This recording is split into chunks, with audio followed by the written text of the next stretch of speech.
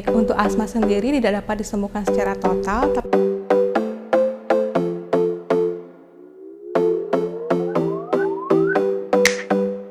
Halo, saya Dr. Senjadi Siningrum, spesialis paru di Rumah Sakit Bangli Medika Santi.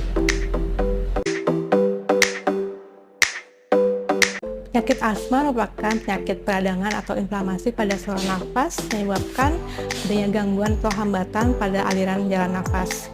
Dan penyakit ini biasanya menimbulkan gejala seperti sesak, batuk, dan suara nafas seperti mengik. Dan mungkin memang ada hubungannya dengan faktor genetik seperti riwayat alergi ataupun riwayat asma pada keluarga pasien.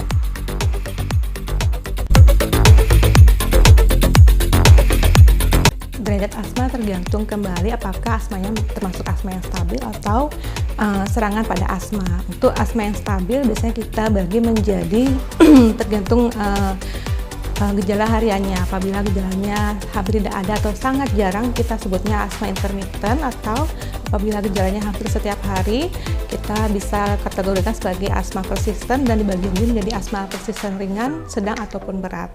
Kemudian apabila terjadi serangan akut asma, kita bisa membaginya menjadi serangan asma ringan, sedang, berat, ataupun mengancam jiwa tergantung klinis dan kondisi pasien saat serangan tersebut terjadi.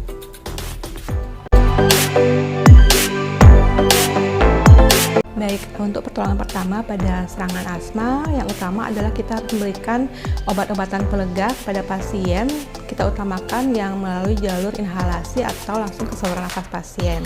Dengan pemberian obat-obatan ini diharapkan dapat melegakan jalan nafas pasien sehingga mengurangi gejala yang dialami pasien. Kemudian kita akan berikan tambahan oksigen dan juga obat-obatan lainnya sesuai dengan gejala atau keluhan yang dialami oleh pasien pada saat serangan.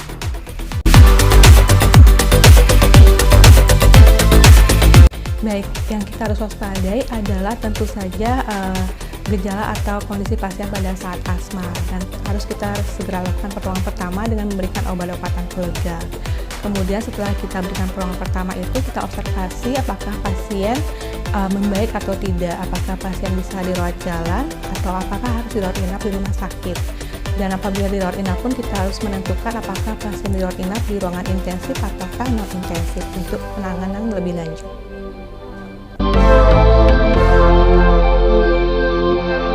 Untuk asma sendiri tidak dapat disembuhkan secara total, tapi kita dapat melakukan pengendalian atau pengontrolan terhadap gejala asma dengan memberikan obat-obatan pengontrol gejala asma. Dengan obat-obatan secara rutin ini diharapkan pasien asma gejalanya akan terkontrol dan dapat melakukan aktivitas sehari-hari seperti biasa, dan juga untuk mencegah adanya serangan asma yang berat.